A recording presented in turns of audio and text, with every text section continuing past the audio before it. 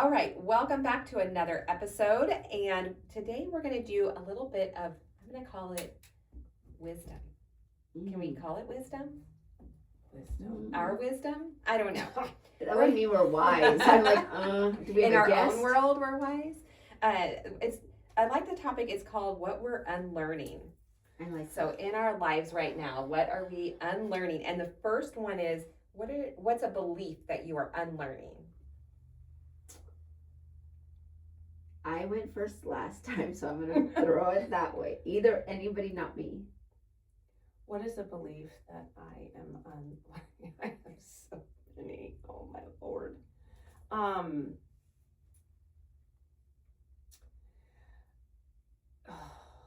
That I'm not good enough. That's a good one to unlearn. Well, and I even have it tattooed here. Yeah. Because I was at a space where I was like, okay, I have to remember I'm enough, or this is enough, like of what's happening. Like just the enough belief, okay, I'm gonna get to this point and then I'm enough, it's enough, that's enough. And I feel like I'm just never getting to that point. So that belief system or whatever's in me that's like, okay, I'm here, but it's still not enough. Like I have got to work out of that belief system. Mine is I do not have to control everything. I am really working hard on not controlling everything. I like to control things. I like to keep that one.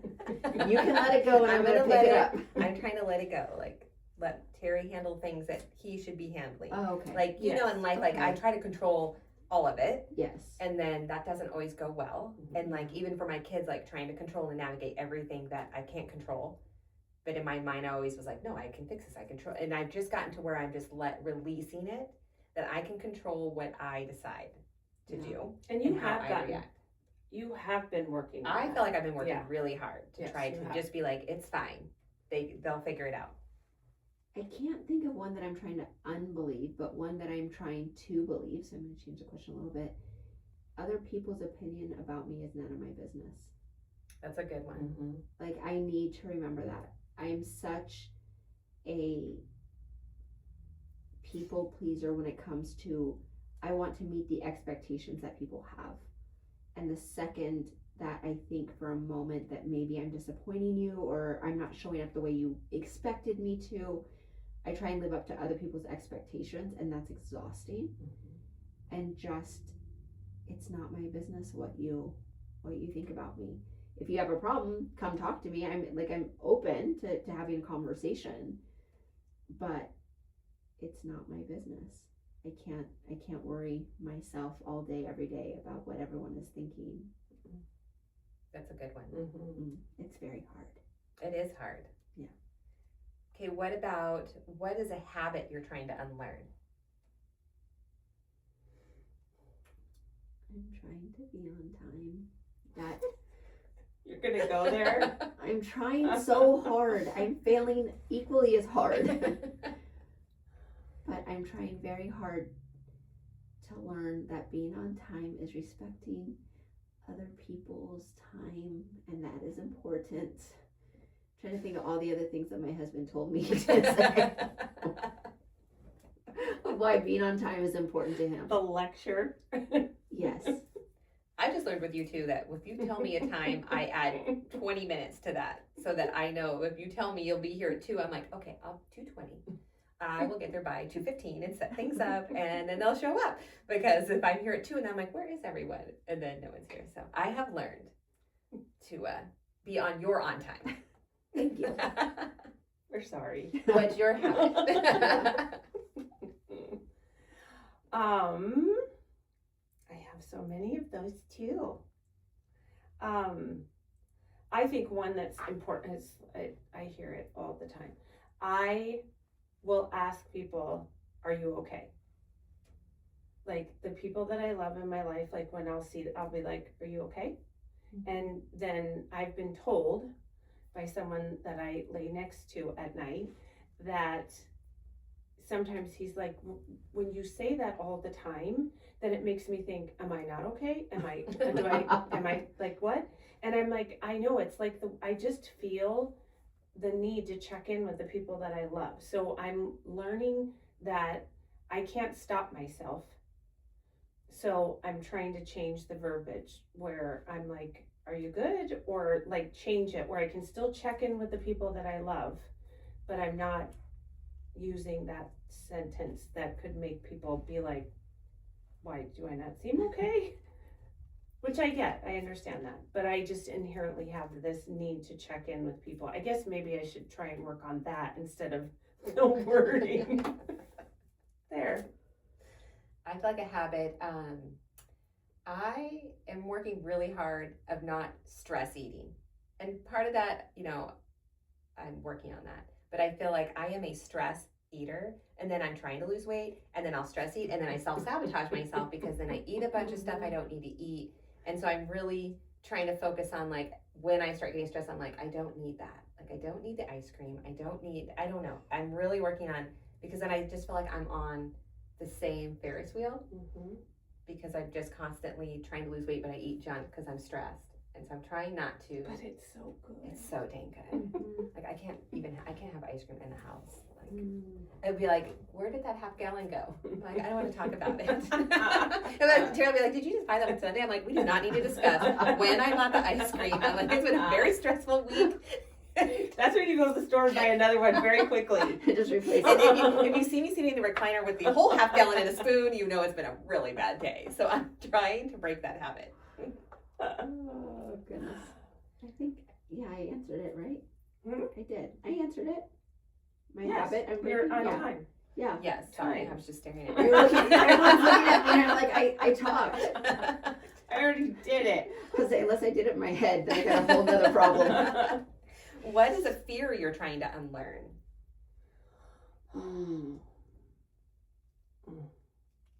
Fear. Golly. I have a constant fear that something is going to happen to somebody I love. Like, if I can't get a hold of you, I immediately go into, I go into panic mode. And I hate that I do that. I mean, I told you guys that I had Brian in the middle of the night go out with me because I swore Caden was laying dead in the middle of across, like an intersection. Yeah. Because his phone had last ping there and wouldn't. I think when you have somebody leave your life in a way that is very jarring, it just makes you appreciate the people that you love, and that fear of knowing that if somebody can just be here and then be gone. And so I really need to do that, because sometimes I think it paralyzes me in fear, instead of, again, the person that I lay next to tells me, then you're not fully living in joy of the people that you love. You're just always worried. So it's like this double-edged sword of sorts. Yeah. I really have to work on that. I could almost say the exact same answer verbatim. I really do feel my faith is so strong, and it prevents fear in so many different ways. The one thing I don't know how to get over is I am so guarded with who I let in my circle, but once you're in, then I panic that you're gonna, you know what I mean, that something's gonna happen. And unfortunately, I have had a lot of tragedy. I lost my best friend in a car accident. I lost my two brothers. I've lost, my mom to cancer. So I've lost so many people in my world that you realize how short life is. And when you're in my circle, that really is my biggest thing, right? Poor Jeff, every time he stands up, I'm like, where are you going? What are you doing? He's like, I'm going to take the trash out. Okay. You know what I mean? He's like, just tell me where you're going. That's all. I'm going to get some water. Is that okay? You know what I mean? Or you know what I mean? It's just it's very much, I really think that might be my only fear. Either that, I'm going to share. That's it. You want to share another one? You can share more than one. No, because it's kind of crazy. It's okay. What? No, so I grew up with the whole rapture thing. Oh, yeah. I'm Oh, afraid. being left behind. Yes. I want to wake up and everyone else is gone. Those are my two fears.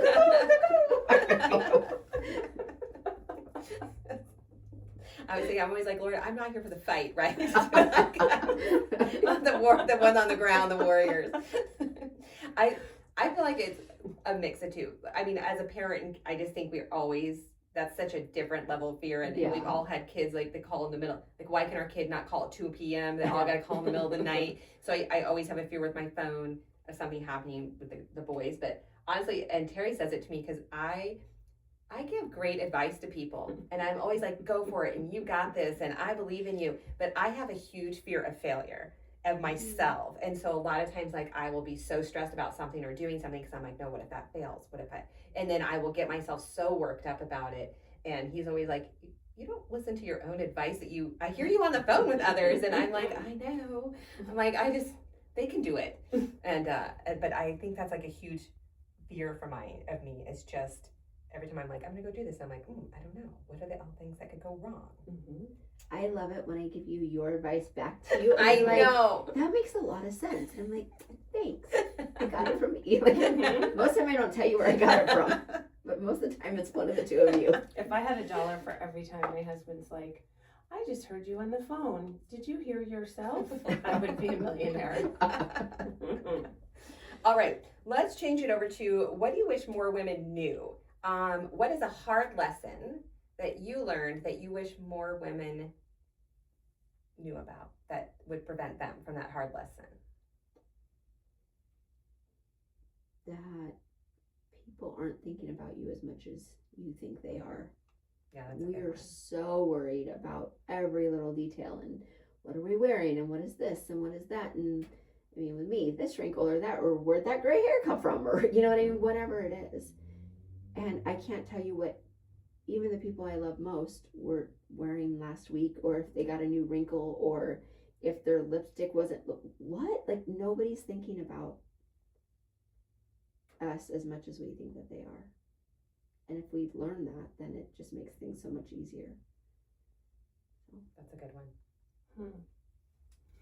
Well, I know I haven't been good at this, and actually a memory popped up on Facebook, and it was Tori and he was really little, in the pool, and I sent it to Brian, and I look and I remember that woman, and I remember how I felt as that woman at that time, and now all these years later, when I look back, I'm like, why the hell did I feel that way?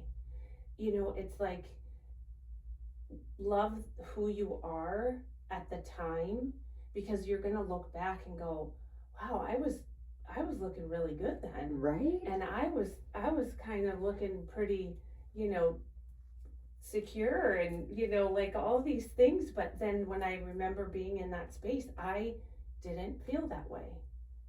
So I don't want to keep doing that in my life. I think that will, like, just love the woman, love who you are at that moment. Be proud of her, cheer her on, be okay with the gray and all this stuff. And because you're gonna look back someday and go, wow, look at me then. Why did I think that? Just a lot of effort and energy spent in the judging and all of that stuff that can be used in so many different ways than that. I think a hard lesson I would tell other women is enjoy it when your family's young.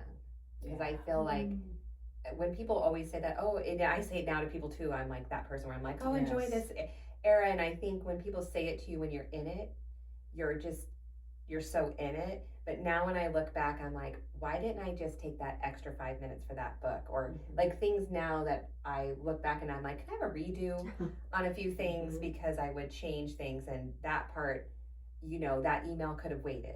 That phone call could have waited. Yeah. You know, those type of things where I wish now, looking back, that I had just enjoyed that moment. Like work was going to still be there. Yeah. And I didn't. I was so worried about it. All right, what's a money lesson you wish women knew? This is the one topic that I'm sure my husband's gonna be like, you said what? Honestly, you can always make more. Take the trip, buy the thing, like, it is what it is. Like, I've seen so many people get to the end of their life, and I'm sure you can talk to this working with seniors, but they get to the end of their life and they spend all of this, we should have done this, we should have done that, why didn't we go here, why didn't we buy the house up north, whatever it is. Like, I don't want to get to the end and have regrets about what I didn't do, especially when it comes to experiences, right? And again, I'm sure my husband's gonna die when he's like, that's the problem. We have to keep making more. I'd like to save more. But no, like, you can make more. Just don't bypass the experiences in life. I feel like my money lesson, so it's gonna be a little different than yours, and maybe it's because I've been cleaning out things, and when I had 7 bags of clothes in my car to donate, that I realized, like, when you're in your head and then you're out, you buy stuff that you think is going to make you happy. Like, that outfit's going to make the deal, or that purse, or you thought you would reward yourself. And then you're donating it to the Goodwill or wherever. And then I just see all that money. And then I'm like, okay, that was dumb. Because almost the opposite, like, now I got to work more, because I could have taken that money and we could have probably went on amazing cruises, or, paid off more of a property. But in the time, I was like, no, I need this, I need that, and I didn't need it. And so then I think, of all the things that I waste money on, what could we have purchased? And I think it's more about experience. Now, as I'm getting older, spend money on experiences, or on memories that you will forever cherish. Not stuff. Yeah. Because as we speak, I have an entire box that needs to go to Goodwill after I leave. That literally is on my to-do list today. But yeah, the experiences, I don't think you can ever get that back. That's always money well spent. Yep. What do you?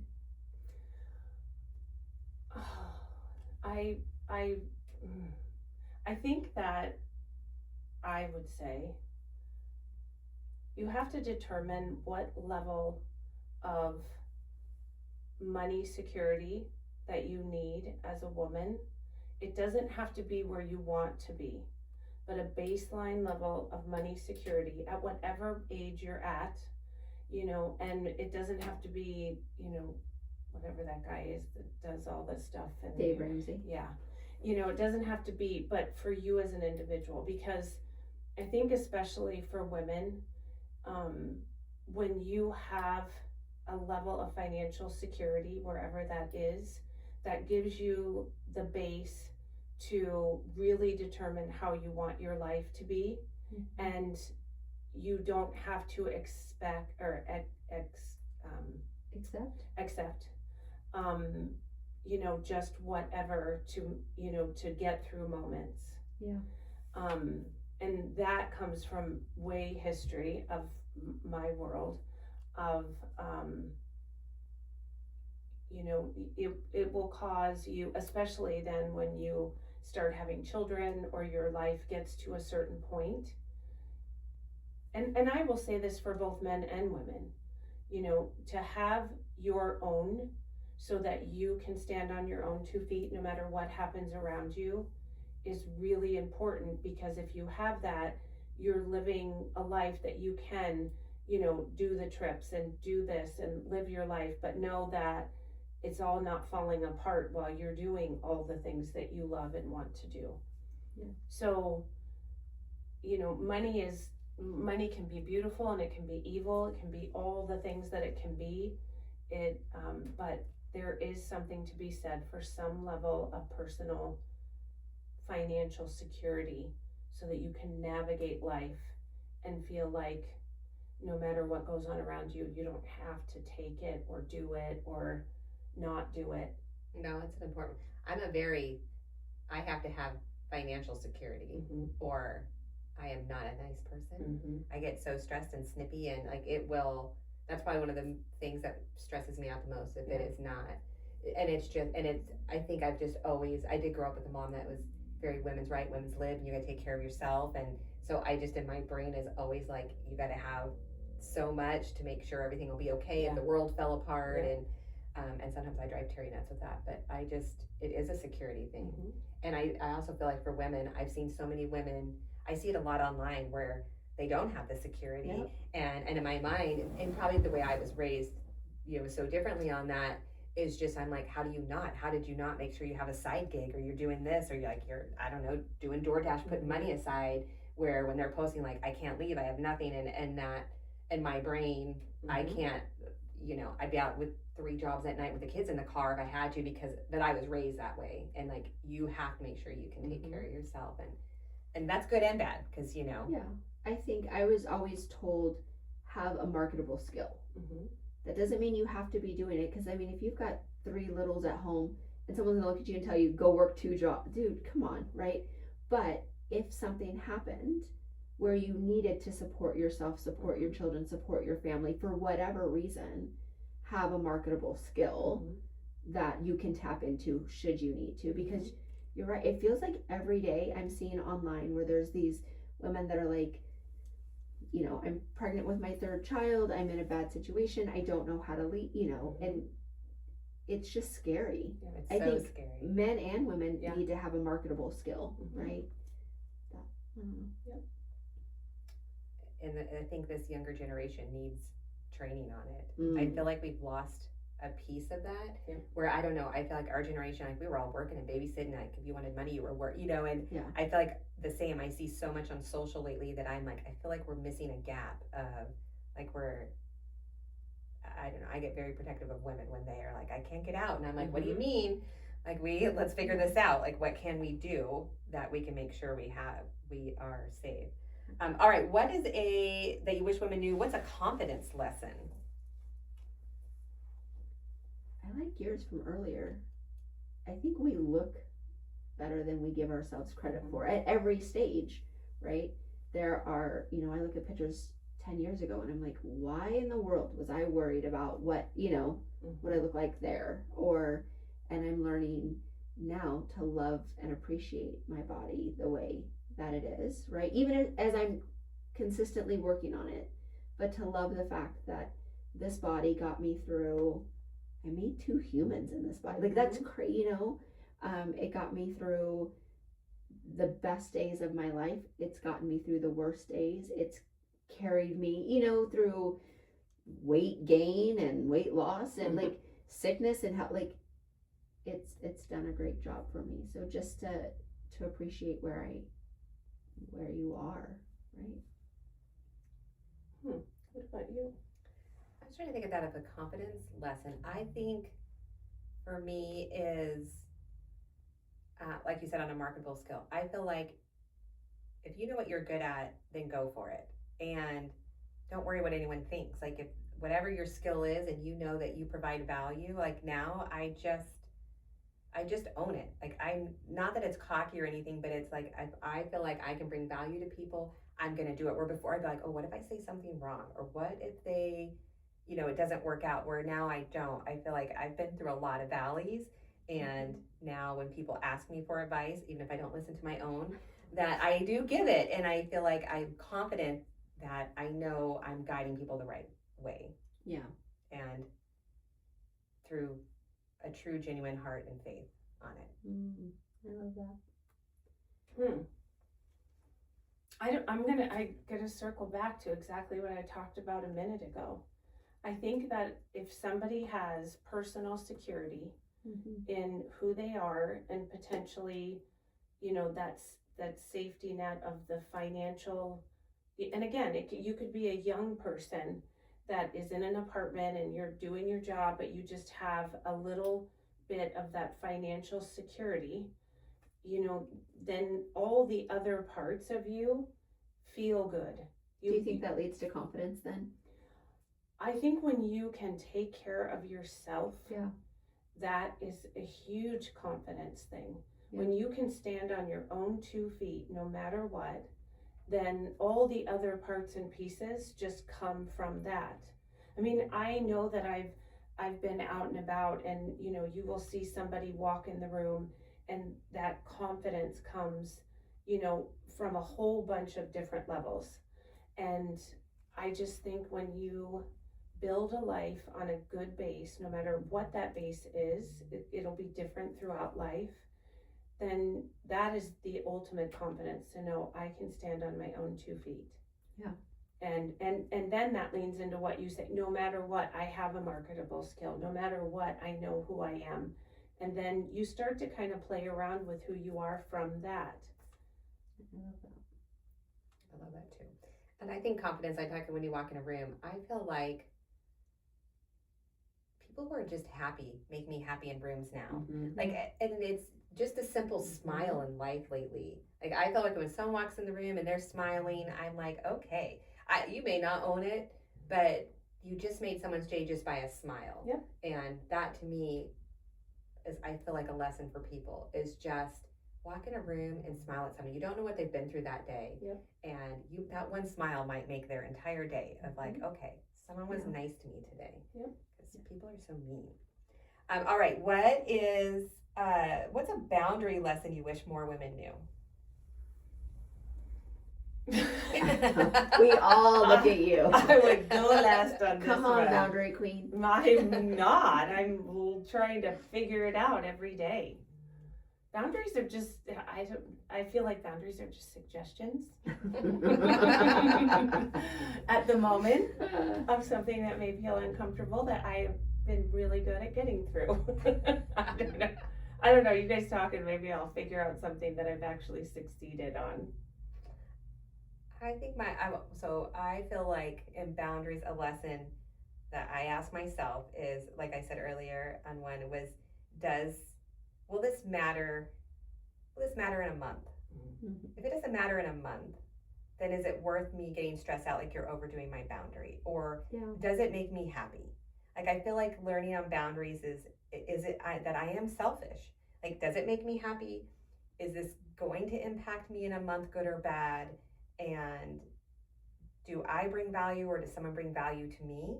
And I feel like those things are now more questions I ask before I say yes or agree to anything. And I feel like, even Terry said one time, like, I am lighter. I feel like I'm happier.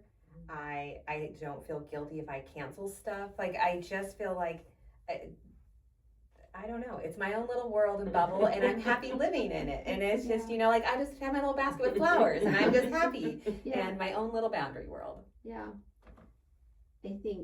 I love that. And I think watching you the last, I don't know, year and a half, 2 years, however long it's been, like, you've seen that progression. I've seen that progression, and it's really cool. But the one boundary I would say, don't ignore your gut. Every single time I have ignored that little tiny, are you sure? And I do it, it bites me in the end every single time. 100% of the time that I've gone against my intuition, I've ended up in a space that either has me questioning my integrity, which is hard, you know what I mean? Or setting a boundary that I don't want to set, or in a position that I'm not comfortable being in. And every time it's because I didn't listen to my gut. So that's the one boundary now that is now a non-negotiable. If it's not sitting well in my gut, I don't care what it is. I don't care who's going to be disappointed. I don't care what that lesson is going to potentially cost me price-wise. It's got to be a no. That's a good one, because I agree. I think anytime our gut, we know it, and we always regret it when we are like, oh, well, maybe I'll just, never works. Yeah. I found myself in that one recently, honestly. A gut feeling, these aren't the people I necessarily want to be hanging out with. Next thing I know, it's a whole bunch of trash talking, and now you either don't say anything and everyone's like, so what do you think? And then you're, and again, that's not who I am now. You know what I mean? Like, that's an integrity thing. If I'm not going to say that to your face, I shouldn't be saying it to a group of people, right? So and it's, once again, there's a boundary. I walked right past it, ignored it, and now, I don't know, didn't feel good. So that's what I'm working on. What do you have? Any boundary, pick any boundary. She's learning the word Oh, boundary. I am so learning it. I mean, I'll just lean into something that you said that we all say, and I think this one I've been really, really steadfast about, is when people show me who they are, I am believing them. And that is giving me a lot of strength in setting boundaries with people that before I would not do that. So I think that if I were to look at all of the things that I have on my little list of boundaries, that's the one that I feel like I'm in a season where that I am leaning very heavy on, and I am not having an issue with that boundary. That when you show me who you are, I am believing you, and then I'm renegotiating how that relationship is gonna be for me to protect me. Yeah. And that is something that is really new to me, but I'm almost cuckoo crazy about it now. And it's not necessarily a bad thing. No, Someone can show no. you who they are, and you know, okay, you're safe to let Yes, in. Yeah. absolutely. Or you're showing me who you are. Yep. I will renegotiate what that looks Yep. like. Yeah. Yep. So it doesn't have to be a bad thing. But it's a good boundary Yes. to have. And it's also beautiful to watch you step into it so strongly, not questioning, not wavering from it. You're like, nope, thank you for showing me, honoring that and moving forward, acting accordingly. It's a good one. Thank you. You picked like the hardest boundary and then mastered it. And all the other little easy one too. But the hardest one, you're like, I got it. Like when Caden says that he's moving on July 17th, and I'm just like, We have a date. we have a date. Oh, man. So I've gotten really good at, I'm like, oh, it's gonna be so exciting. Instead of being like, As So you're, I've are you moved. crying when you say that? so I've moved from that, because I see what it does to him. So I'm learning those little boundaries, that boundaries are important, not just because I need them, but because other people need them from me. Does he listen to this? Tell me he doesn't. So I think sometimes he does. Does he? I mean, other people tell him that I talk about him, and then he's like, I hear you talked about me again. He did mention one of our friends, like, I know my mom's probably talked about this. And I'm like, what? No, I'm not familiar. You're moving, what? I'm surprised. We're accepting it and happy about it. Beautiful. I love it. He's growing up to be such an amazing young man. Yeah. So I Let's can't not wait talk to about it see anymore. this next picture. Okay. I can only keep this face on for a very short period of time. Well, we're going to wrap it up on that note. There So we let us go. know Yes. lessons that you would give for advice for things of unlearning, and advice you wish other women you had known that you could give to other women now. See you next time. Bye.